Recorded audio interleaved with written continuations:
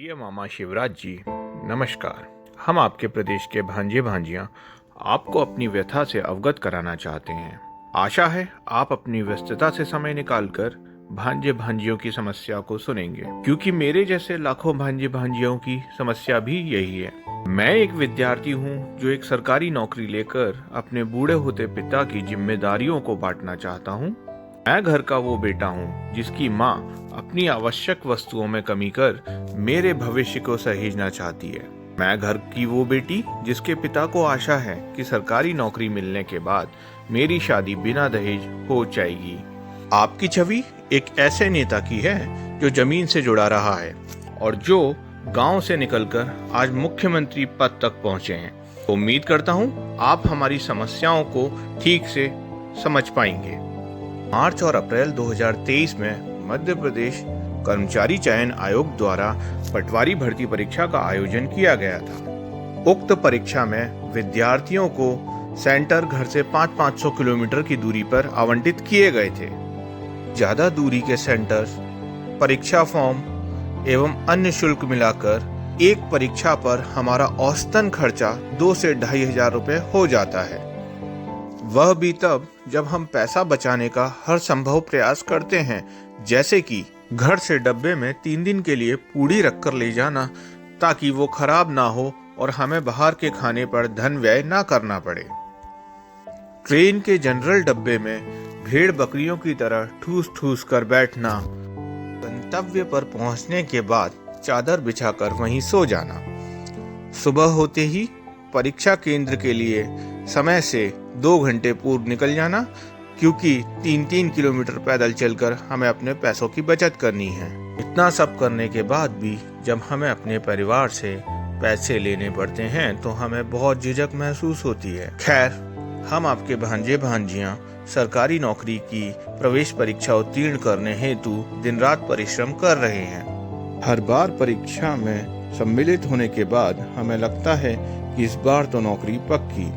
फिर आता है परीक्षा परिणाम, जिसमें हम में से कई छात्र उत्तीर्ण हो जाते हैं और कुछ कट ऑफ से महज 1, 2 या 5 नंबर से रह जाते हैं। फिर खबरें सामने आती हैं कि या तो परीक्षा में भ्रष्टाचार हुआ है या फिर भर्ती कोर्ट में अटक चुकी है। खबरें पढ़ते पढ़ते और कोर्ट की कार्रवाई को देखते देखते हम में से आधे छात्र तो पत्रकार बन गए और बाकी आधे बिना डिग्री के अधिवक्ता बन चुके हैं। मध्य प्रदेश पटवारी भर्ती के बाद किसी अमुक चैनल के स्टिंग ऑपरेशन में सामने आया कि मध्य प्रदेश पुलिस कांस्टेबल की भर्ती पर भी भ्रष्टाचार रूपी बादल छा रहे हैं। इससे प्रतीत होता है कि मध्य प्रदेश कर्मचारी चयन आयोग, जो कि पूर्व में व्यापम नाम से जाना जाता था, उसने अपना नाम बदला परंतु क्रियाकलाप नहीं बदले। अब आपका ध्यान आकर्षित करना चाहूँगा मध्य प्रदेश के लोक सेवक चयन करने वाली सबसे बड़ी संस्था मध्य प्रदेश लोक सेवा चयन आयोग की ओर। मध्य प्रदेश लोक सेवा आयोग अपनी प्रारंभिक परीक्षा के प्रश्न पत्र में कभी भी बिना त्रुटि के 100 प्रश्न नहीं दे पाया है। फिर अंततः परिणाम में या तो 5 नंबर कम करके परिणाम जारी किया जाता है या 5 नंबर सबको बोनस देकर। यह भी हम छात्रों के मन में कहीं न कहीं संदेह उत्पन्न करता है कि जो संस्था लोक सेवकों को चयन कर रही है, क्या वो इस योग्य है। पूर्व मुख्यमंत्री माननीय श्री कमलनाथ जी की सरकार ने बिना किसी विधिक सलाह के आरक्षण में बदलाव कर सभी छात्रों के हितों का नुकसान किया।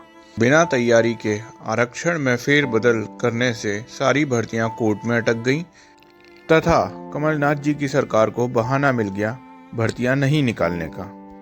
यह देखा गया है कि सरकारों ने आरक्षण में फेरबदल कर भर्तियां अटकाने का काम पूर्व में भी और दूसरे प्रदेशों में भी किया है।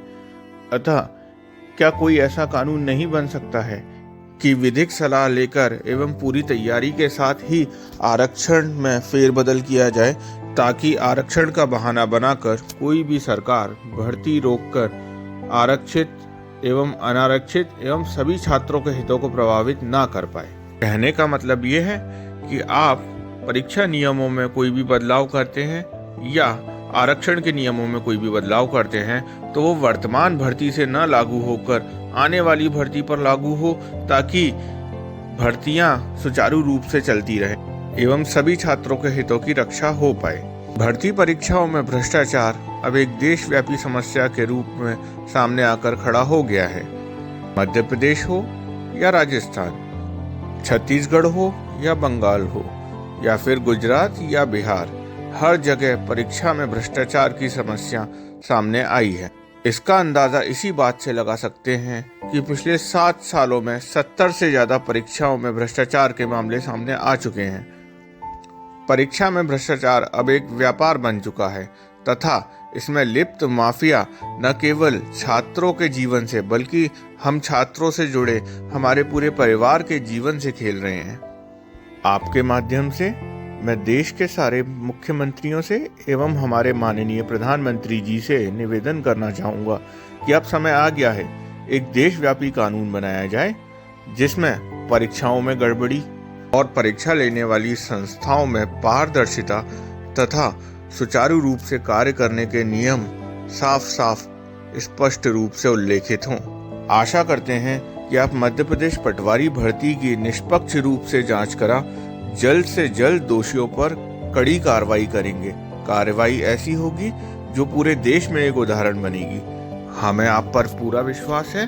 हमें आपसे आशा है कि आप जरूर इन परिस्थितियों में बदलाव लाएंगे, क्योंकि हमें पता है आप भी कभी बेरोजगार थे और आप अपने भांजे भांजियों के हितों का नुकसान नहीं होने देंगे। धन्यवाद माननीय मामा श्री मुख्यमंत्री शिवराज जी, धन्यवाद।